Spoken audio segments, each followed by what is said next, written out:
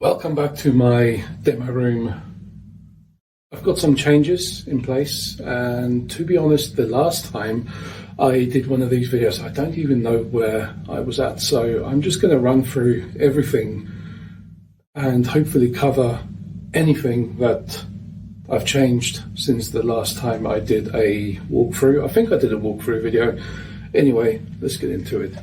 So these live IO1 speakers, they work as a pair. This is the active or the master speaker, which has all the clever stuff in there, as well as the amplifier for this speaker and for the slave speaker over there. So there's a cable that runs up and over and connects to the back of this one. As you can see, I haven't quite hidden all the cables. I may have covered this in the previous video, but yeah, no, these are cool speakers, so they're worth just mentioning again. As you'll see, the audio flow switch, this is something that I've yet to make use of. I believe I've got a 3-zone switch here. Let's have a look. Yeah, no, 2-zone switch. So this allows you to connect an amplifier to 2 different sets of speakers and then independently enable or disable those speakers. The idea is to use the audio flow switch with these speaker jacks I've got down here, because obviously these 2 jacks are connected to one amplifier. Then at the front here I can have the audio flow switch, and then that can be connected to multiple sets of speakers. While we're at the front, obviously these 2 bits are new. So we've got a Bowers & Wilkins Zeppelin wireless speaker there, and a URC TRC 1120 remote. Let's get a closer look at the remote and the speaker. Anyone who's come across a Zeppelin speaker before will know that, yeah, that's just what it looks like. It has a little light that glows when it's on and playing. And the remote, if I just liven up, there we go, touchscreen remote. And that talks to a little controller which is in the rack back there. So that's what's new there. And this little table, I was looking everywhere for tiny tables, or miniature coffee tables, side tables, anything like that. I couldn't find anything because I wanted it to be the right height so that it's just below or just in front of that socket, but below the speaker. So this is actually a bamboo chopping board, and I've got some 3D printed legs that I quickly just mocked up and stuck on there. So that's my custom little tiny table. Then back here in subwoofer land, so this is the original subwoofer, which is, I don't know if I mentioned it before, but this is an in-wall subwoofer for which I built this ported enclosure. And as you can tell by the size of the enclosure, the performance was never going to be brilliant. It needs a bigger box. It just needs, because it's essentially a free air speaker, it needs a lot more volume. So what I've done is upgraded this with an acoustic Impact 1 subwoofer. But I've got a bit of a problem in that there's a bit of a hum at the moment coming from the amplifier. But I think that might be because there's a short in the cable, because I did have to extend the cable, because originally on the old subwoofer, the speaker terminals at the top, on the acoustic, the speaker terminals at the bottom. So I extended 1 foot, and I think there's a short there. Like I say, I've yet to get to the bottom of why that's humming. Hanging from the ceiling above the jungle is this Gallo speaker. This is not rigged up to anything. This is purely to show that the speaker can be installed in this fashion, because I've got no access to the ceiling space behind it. I have drilled some exploratory holes to see whether I can get cables through, but it's just a mess. Well, I say it's just a mess. There's a ton of joists and timber and various types of insulation and cardboard in places. Because it's an old building, you'd never know what you're going to find in there.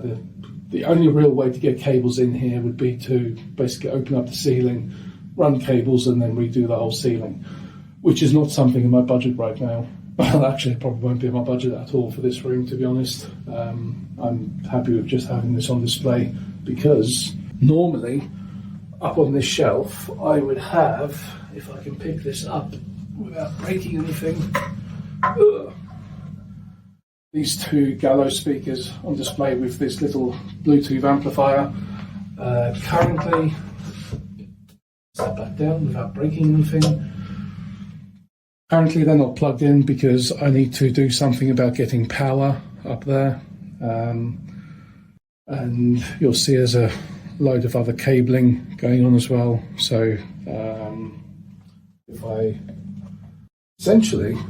show you this, so these little rings that come with Gallo speakers, speaker sits in there, so there's a pair of them sitting there with a small amplifier, just to be able to demo what they sound like. And anyone who hasn't heard Gallo speakers before, don't write them off on account of them being so small. They sound absolutely fantastic given their form factor.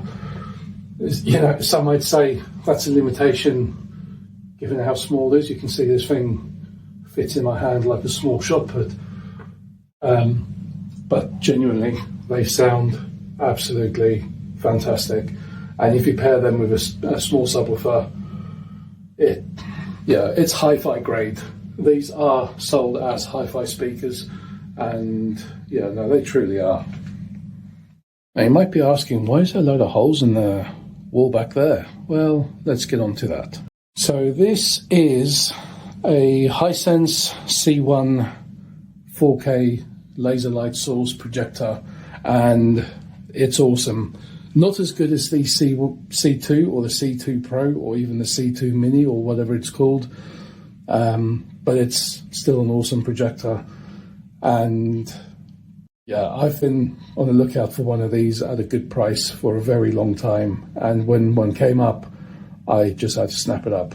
I won't say how much I paid for it, but it's definitely a bargain, a bit of a steal, and it's now part of the demo room.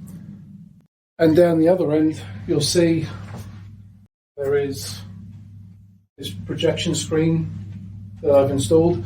That is a 100-inch 16:9 ratio electric drop-down screen. And before you say anything, yes, the screen is dead level. So especially, don't focus on my finger, focus on the ceiling. So on the left side, you'll see there's a massive gap. And on the right side, you'll see there is almost no gap. That is because the ceiling in this room is completely pissed. That projector is dead level. I checked it with 2 different spirit levels just to be sure. It is in perfect position, but the ceiling, which I knew from the get-go was wonky. Yeah, it is what it is. There it is. I'm still waiting on the switching gear to get that integrated. So you can see the cable goes through the wall there. Oh, don't focus on my hand. At the other end is currently just a cut-off cable. I just need to install going to be using a Shelly dual motor controller, which will be linked to the URC and Control 4 systems to make it go up and down. And and you'll also notice there's a bit of, so remember this spot, there's some conduit running there. And I'll tell you for why. I've also added these Gallo speakers. So these are the older style Gallo nucleus speakers, and they are forming some Atmos channels or height channels. So that now makes this room a 5.1.2 system. Although I've yet to find some decent Atmos content to test it with. At the moment, everything, especially in the rack, is in a bit of a state of disconfigurement, mainly because of the hum on the subwoofer that I've been trying to work out and trying to get the screen integrated, and then obviously running the additional video link cable for the projector. So it's again in a slight work in progress. So what I've got for video link is in the rack back there is a Bluestream 4K HD base T extender, then Cat6 that runs up and across and through a conduit there, and then behind here. And then behind this panel somewhere about there is the receiver, and then there's I believe it's a 5-meter HDMI cable. As you can see, that's that black cable, runs all the way along and into the back of the projector. And for the projector has an external power supply, which is not something you find often on projectors, but I think that's what makes this one so compact and mobile, is having an external power supply. So that's just sitting back there, and then cable runs down there, that's plugged in at the bottom. Quick look at the rack room, so to speak. Still a bit of a dump at the moment.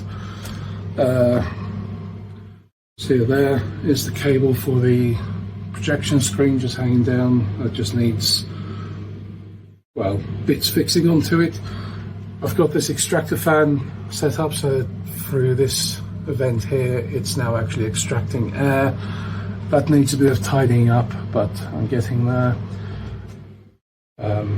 Yeah, dehumidifier there, because sometimes, especially when it's heavy rain, as you can tell by the stains on the wall, it can get a little damp in here. Although I haven't actually noticed any dampness since I've installed this rack. As you can see, the rack is very much just not even in position, because I'm still doing a bit of troubleshooting. One of the other things I have added to the rack recently, let me spin this around, is a Blu-ray player, which I know discs are dead technology and all that, but as this is a demo room, it is nice to be able to demonstrate all the different ways of watching media, watching films. Obviously it doubles up as a CD player and DVD player, so yeah, I just need to collect some good Blu-rays and DVDs that really showcase surround sound, etc. It's not a 4K player, but it's hard enough finding Blu-rays compared to finding Ultra HD Blu-rays. So yeah, I figured HD is fine. But time will tell. I might upgrade that to a 4K Blu-ray player eventually. We'll see. Also, I'm not sure whether I mentioned this in the previous video, so that's just for a bit of sound absorption to help with reducing reflections, especially from the front speakers. I have been thinking about removing that light and basically having another one of these back there to aid with the surround speakers, because on, what film was it? I was watching one film, or like a scene from a film a while ago, and this was before I had these speakers installed, and you could actually very audibly pinpoint reflections up on the ceiling, and it sounded like an Atmos system, even though it was just a regular 5.1 surround. So I know there is a lot of reflection going on up here from the surround speakers, so that does need to be dealt with at some point. But again, I'll get to that. I just need to get everything working in its current state. So that wraps it up for today. I think I've covered everything that I've added since my last walkthrough. I've missed. There probably is, but yeah, we'll make another video if need be. And I need to re-stick these panels, because one of them, where I keep removing it to do cabling, has lost its stickiness. So that's great. Oh, that's good. Nearly falling off. Never mind. Okay, anyway, thanks for tuning in, and see you in the next one.